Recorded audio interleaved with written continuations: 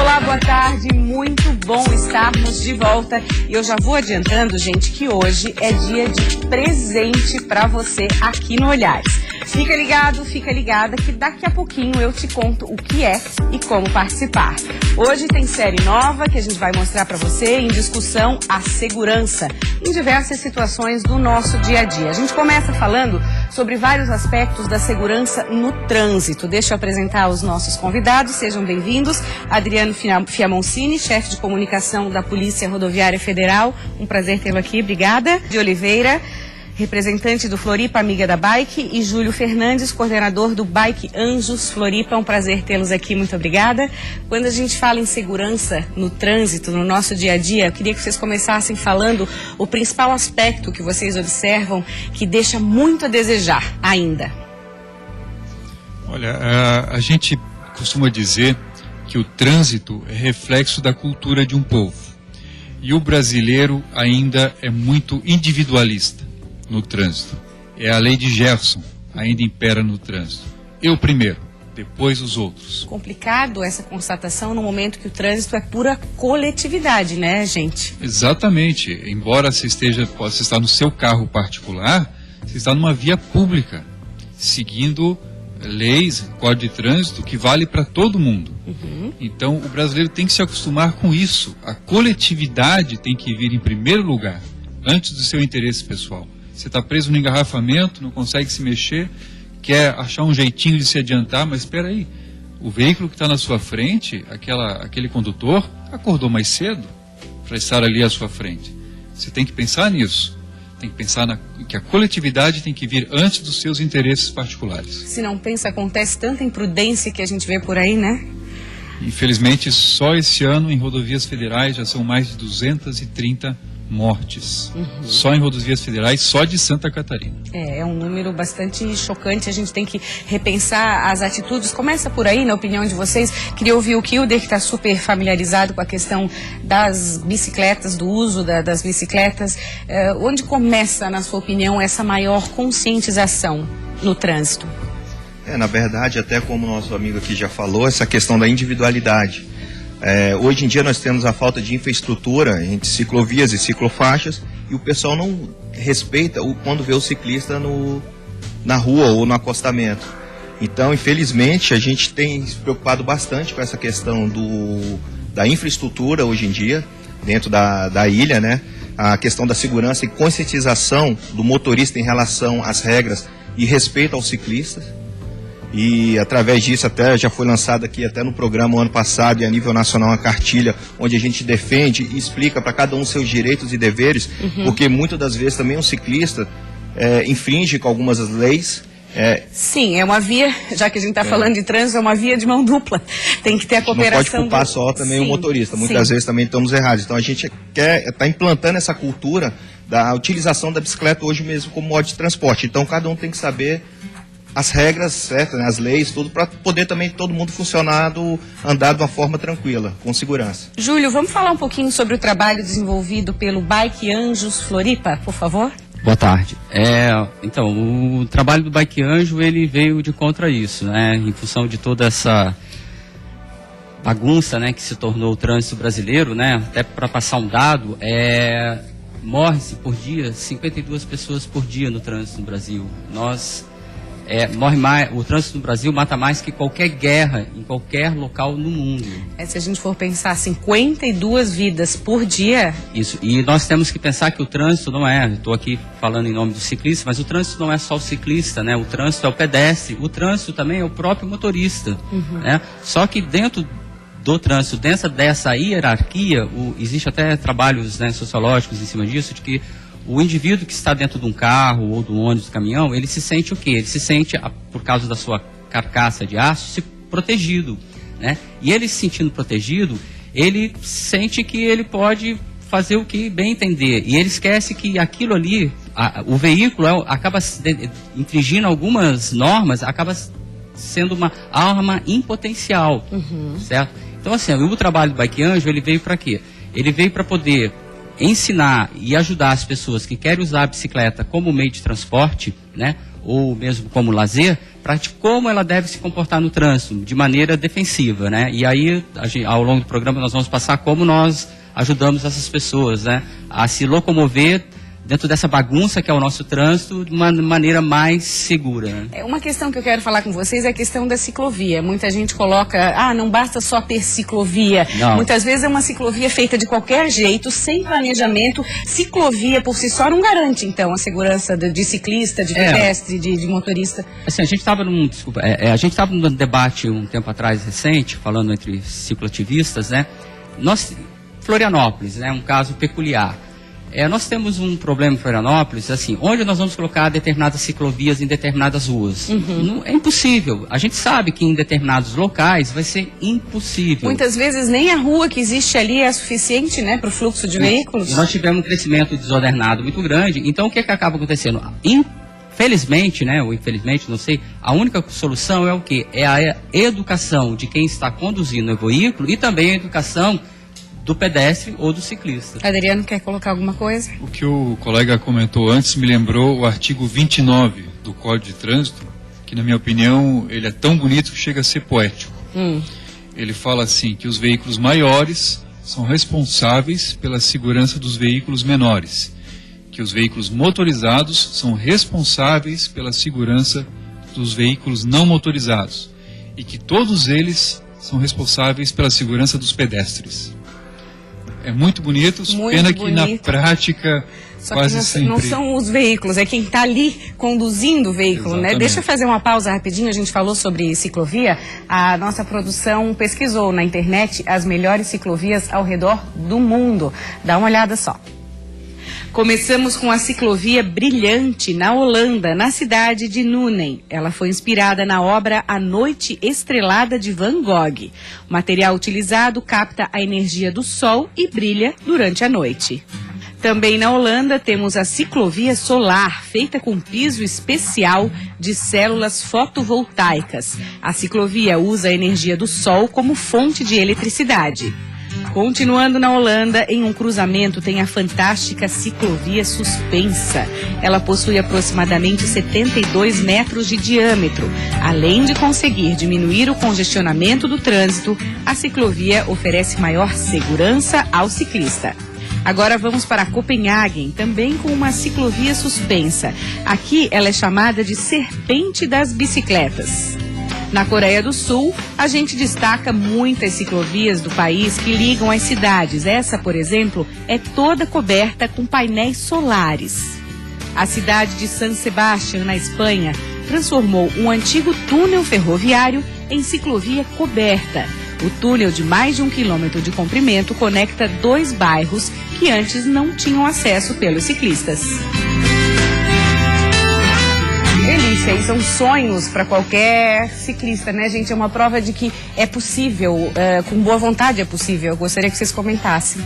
Com certeza, e até exemplo dessa questão dessas ciclovias, hoje eu estava conversando com um casal de amigos que trabalham também com a bicicleta, acabaram de retornar da Europa, estavam justamente conversando sobre Copenhague, que diz que no centro chega a ser até constrangedor a quantidade de bicicletas que tem, você não consegue ter acesso até à loja. Tem lojas que já colocam placas proibido deixar sua bicicleta aqui na frente. E no final de semana ele achou estranho as bicicletas jogadas, assim, 2, 3 andares de estacionamento de bicicleta, próximos aos pontos de trem. Aí ele foi conversar com o pessoal da cidade, lá tem um modo de transporte onde o pessoal vem de uma distância mais longe, hoje a gente poderia usar o norte da ilha até o centro, um Ticã, um Ticem, alguma coisa, aí ele pega a bicicleta dele e continua o transporte pelo centro, onde não existem vias, não tem estacionamento, e no final de semana ele retorna para casa do mesmo jeito, deixa ali na sexta-feira. Ou seja, foi planejado, foi pensado. Na verdade, ele questionou isso daí também. Não foi uma coisa planejada, foi uma coisa mais da própria população, questão de cultura e educação. Que é o que o Adriano começou falando aqui. Do que a própria governo. Começa a iniciativa por aí. Isso. Vamos falar um pouquinho, o pessoal está curioso de que forma pode conhecer mais o trabalho do Bike Anjos, que eu sei que ajuda muita gente. Então, o trabalho do Bike Anjos ele divide em 2 fases, né, principais, 3, né, nós promovemos palestras em empresas, né, nós paramos um trabalho muito interessante numa empresa de ônibus, onde existia muitas ocorrências, né, principalmente com ciclistas. Nós fizemos um trabalho lá de reeducação com esses motoristas, foi maravilhoso, né? Às vezes a gente até quase apanhava lá com os motoristas, mas foi muito interessante. O conflito foi maravilhoso. O debate é importante. É claro. muito, tanto é que nós somos convidados às vezes por algumas empresas ou algumas empresas de frota, só para poder fazer aquele negócio, põe uma bicicleta, o ônibus passa. Nós não fazemos só isso, né? Nós fazemos isso, mas também temos que ter o debate, temos que conversar.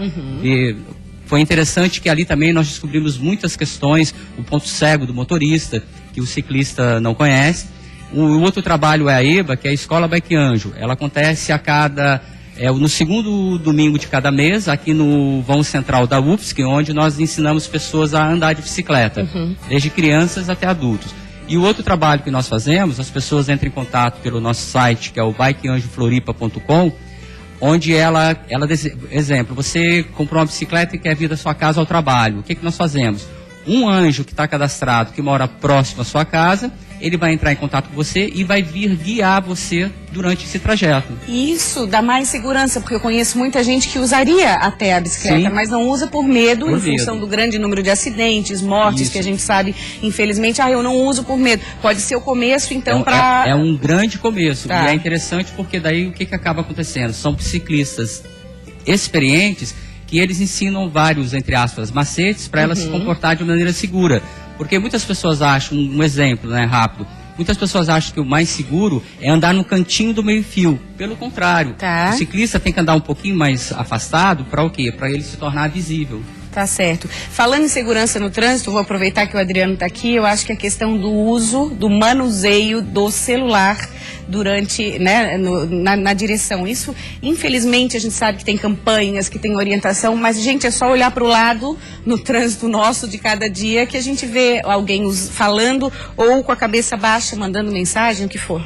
Isso está virando uma praga, infelizmente. Cada vez mais comum, até em rodovias, gente dirigindo a 80, 100 km por hora, ou falando no celular, ou o que é pior, digitando no celular, com esses aplicativos de mensagens. Eu acredito que é pior ainda digitar no celular do que estar falando de cabeça erguida. Eu vi uma pesquisa que uma pessoa que digita no celular tem o mesmo nível de atenção que alguém embriagado Olha, teria que perigo. ao celular. E se o carro estiver a 60 km por hora, se ele digitar a palavra paz, que são só 3 letras, esse carro ele percorre entre 100 e 120 metros. Então são 100 e 120 metros de ponto cego desse motorista. Que o carro tá sem nada. Gente, que loucura. Nós fomos às ruas perguntar para as pessoas o que mais deixa elas estressadas no trânsito, o que elas mais veem, assim, de coisas erradas durante o trânsito, durante os congestionamentos. Vamos ouvir.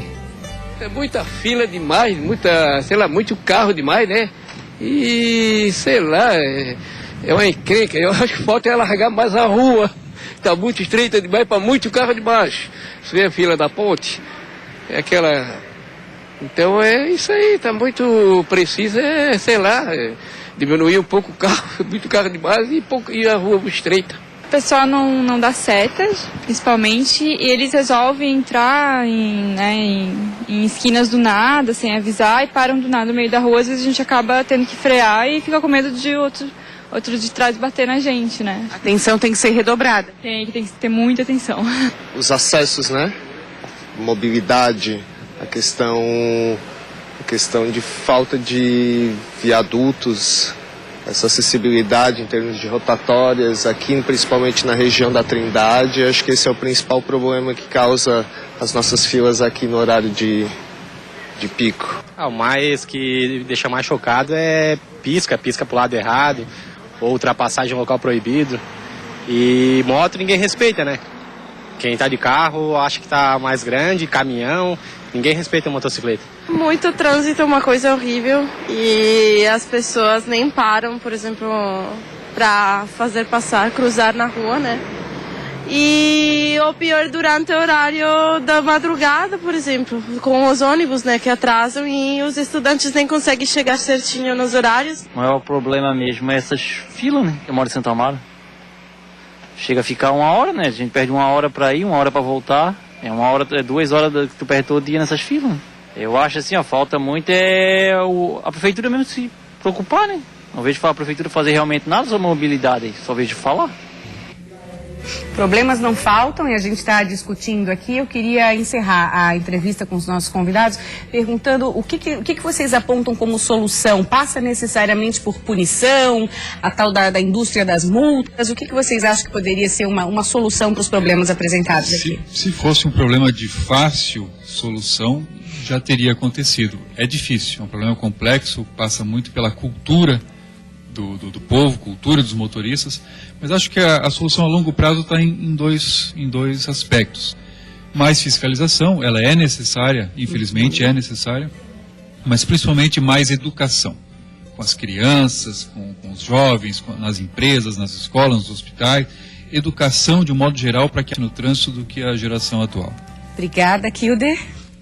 Para finalizar, como eu mesmo falou, né, essa questão, acho que infraestrutura, a gente não tem infraestrutura, a cultura tem que ser mudada, o pessoal tem que saber ver cada modo de transporte com um olhar diferente, né? E acredito que com todos esses pontos, e o governo também poder dar uma atenção melhor nessa estrutura, ter de forma mais consciente a importância hoje da bicicleta no meio de transporte, de um modo geral, acredito que aí a gente tem um futuro melhor. Júlio, rapidamente para encerrar. A gente fala muito nas nossas palestras, né? Se a gente for esperar dos nossos governantes, infelizmente nós estamos perdidos, porque criar infraestrutura vai ser muito complicado. Então, o que acontece? Dentro dessa bagunça que é o trânsito, né? O que nós temos que fazer? Nós temos que lembrar que nós todos somos o trânsito, nós todos somos o tráfego. O motorista, o ciclista, o pedestre, o profissional do volante, o motorista de táxi, de ônibus. Então, assim, se não houver um consenso de que todos esses têm que viver em harmonia, né, através principalmente da educação, não vai acontecer nada. E um outro fator primordial que existe no nosso país, até não só nessa questão do trânsito, mas em muitas outras coisas, chama-se impunidade. Tá? Hoje, se alguém quiser fazer um mal a alguma pessoa, se ele pegar um carro e atropelar alguém, ele dificilmente vai ser punido. Tá certo. Diferente se ele ferir essa pessoa com uma arma. Tá certo. Quero agradecer muito a presença de vocês. Obrigada pelas colocações. Vocês colocaram a questão da educação, que é fundamental, também acho. E a gente vai mostrar um exemplo positivo em relação a isso. Nós fomos à Escola Básica Antônio Pascoal Apóstolo. Fica no Rio Vermelho, no norte de Florianópolis. E lá esse assunto, trânsito, é levado a sério desde o primeiro ano. Dá uma olhada. A escolha do tema não foi por acaso. A escola é localizada na margem de uma das rodovias mais movimentadas do norte da ilha. A nossa escola, nesse momento, tem mais de 700 alunos. A grande maioria é com a idade de 6 a 10 anos. Então, essas crianças, elas são muito vulneráveis. Essas questões aqui do trânsito. Porque aqui é a rodovia, né? O trânsito não é organizado. Ele é um bairro que tem um trânsito bem desorganizado. As questões do transporte público também são complicadas, né? O bairro, ele não oferece calçadas. Nós temos várias crianças que vêm de bicicleta para a escola, já tivemos atropelamento na frente da escola. Então, todos esses aspectos, eles fazem com que esse tema seja extremamente relevante, porque a gente está trabalhando a formação humana. Desde o primeiro ano, o comportamento no trânsito faz parte da rotina. Olhem os cartazes que a turminha fez a partir de releituras de placas e sinais. A turma do segundo e do terceiro ano vai ganhar em breve uma pista para aprendizados com faixa dupla e para pedestres. Acompanhamos uma aula prática dos alunos do quarto ano com atividade de deslocamento na rodovia. O trabalho é desenvolvido desde abril, com parceria e orientação da Guarda Municipal. A nossa ideia é essa, é fazer com que as crianças tenham essa consciência de segurança no trânsito e multipliquem isso na família, com os parentes, com os coleguinhas. Esse é o nosso maior objetivo. Na faixa, uma mensagem de agradecimento ao motorista por ter parado no local destinado aos pedestres. Uma forma de também chamar a atenção dos adultos para a importância de atitudes como esta. Eu aprendi um monte de coisa, como atravessar a rua, assim. Tá se cuidando mais? Tô. A gente tem que sempre olhar para os dois lados quando vai atravessar a rua, prestar muita atenção, porque os dois carros, quando eles estão vindo, eles podem cruzar e bater na gente. Melhor aprender assim ou melhor aprender dentro da sala de aula? Assim. Vocês só podem atravessar quando vocês fizerem um contato visual com o guarda. O guarda vai se certificar que não está vindo o carro e aí vocês podem atravessar com segurança. Combinado? Assim a gente está lançando as sementes, mas a gente percebe que as crianças já levam as plaquinhas para casa e mostram para o pai onde tem que parar, onde é faixa. Então os conhecimentos eles já estão começando a ganhar força.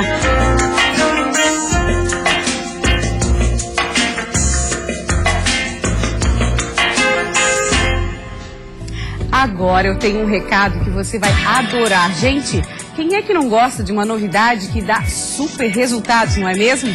Se você tem ou conhece alguém que tenha um problema capilar, seja de queda de cabelo, oleosidade excessiva, dermatite seborreica ou cabelos enfraquecidos, precisa conhecer a linha de produtos Nano Energy. Hoje eu vou apresentar para vocês o kit Hair Growth. Este tratamento é indicado para quem possui queda de cabelo.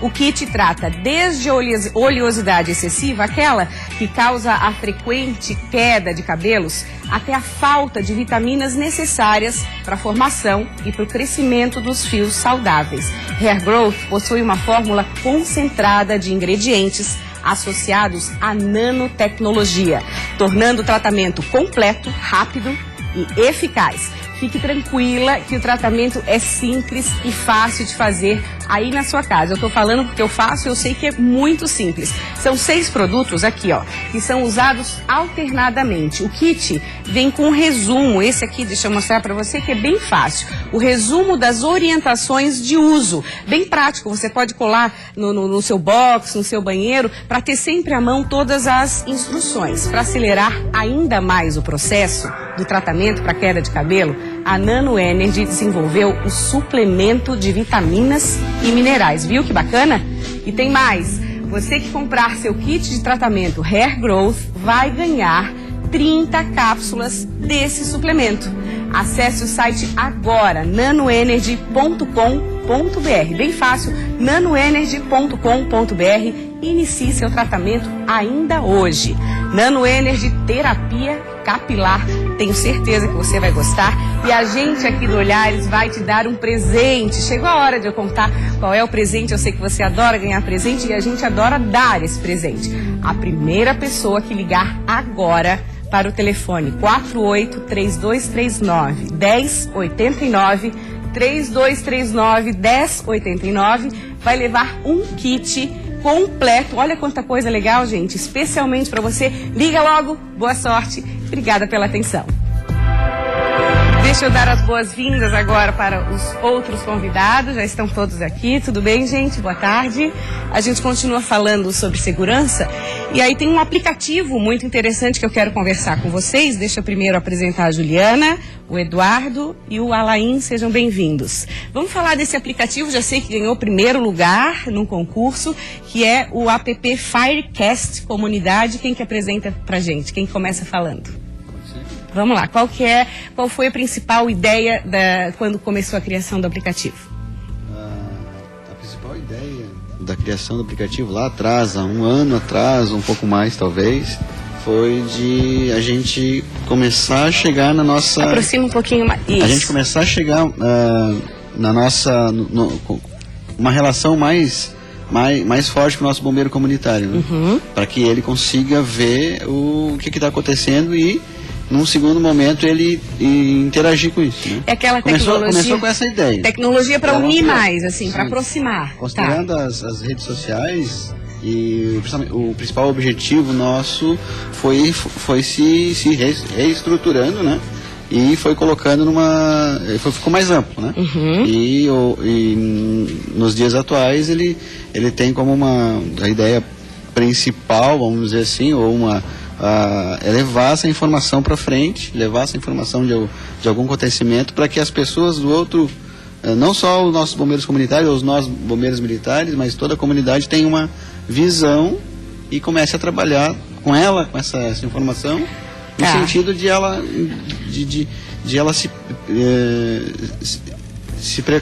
ter uma certa precaução ou Sim, enfim, trabalhar com prevenção trabalhar com a também. prevenção dela nesse sentido. Alain, vamos dar um exemplo na prática, como é que o aplicativo, eu sei que já teve mais de 5 mil downloads, né? É bem bacana, depois a gente fala como baixar. Vamos dar um exemplo na prática, como é que esse aplicativo pode ser usado? Um exemplo prático do aplicativo seria, por exemplo, toda ocorrência que chega para a corporação, ela é registrada numa central de emergência e a partir disso ela já fica disponível para ser notificada lá no celular. Quando a pessoa recebe uma notificação, ela pode determinar um raio de abrangência que ela tiver. No aplicativo a pessoa pode determinar um raio de abrangência e um tipo de ocorrência. Por exemplo, uma ocorrência de incêndio ou de acidente de trânsito, que geralmente envolve um caminhão do bombeiro e mais uma viatura para prestar atendimento de socorro à vítima em si.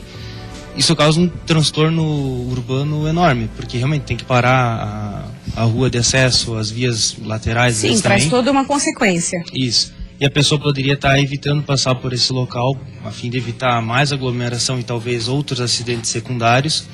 E também num caso que aconteceu na região do Morro do Baú, que aconteceu deslizamento. Nós também recebemos esse tipo de ocorrência, o bombeiro atua junto com a Defesa Civil, e uma vez que está registrada essa ocorrência no nosso sistema, todas as pessoas que estiverem utilizando o aplicativo vão receber, se elas definirem por isso, vão receber a notificação e elas poderiam estar, de repente, até abandonando sua residência para evitar que sejam vítimas de um próximo desabamento. Já que nós estamos vivendo, né, a sociedade num momento de informação no tempo real, né, Juliana, que importância isso também do trabalho de vocês, dar de volta, vamos dizer, oferecer ferramentas para a comunidade onde vocês estão inseridos, é uma parceria interessante também. Isso, o aplicativo ele integra o Corpo de Bombeiros e a sociedade. De que forma que a gente pode proporcionar essa integração, né? Através da definição de sociedades colaborativas, a partir do momento que nós notificamos em tempo real sobre os nossos atendimentos, estamos trabalhando com transparência junto à comunidade e possibilitando que essa comunidade possa agir de forma preventiva, forma proativa. Eu como sociedade, não preciso mais aguardar um acionamento ou uma ação do próprio órgão público e posso sim trabalhar de modo proativo, preventivo. Um exemplo muito interessante seria um chamado de emergência para uma parada cardiorrespiratória num lugar público como um shopping center. Se eu, enquanto bombeiro militar, até mesmo de folga, ou um bombeiro comunitário, que é um apoiador do nosso serviço, ou um médico, um capacitado, receber esse chamado e estiver próximo ao local, ele pode se fazer presente e nós aumentamos a chance de salvar uma vida. Que bacana, uma grande rede de cooperação, parabéns para vocês. O aplicativo Firecast Comunidade ganhou aí primeiro lugar no prêmio Boas Práticas da ESAG 2016. Tenho que agradecer muito, obrigada. Até a próxima. Obrigada a você que está nos assistindo. Boa tarde. A gente está encerrando o programa Olhares. Amanhã tem mais Olhares e agora você fica com o Repórter Band, que aí sim vai começar com Nader Kalim. Beijo, até amanhã.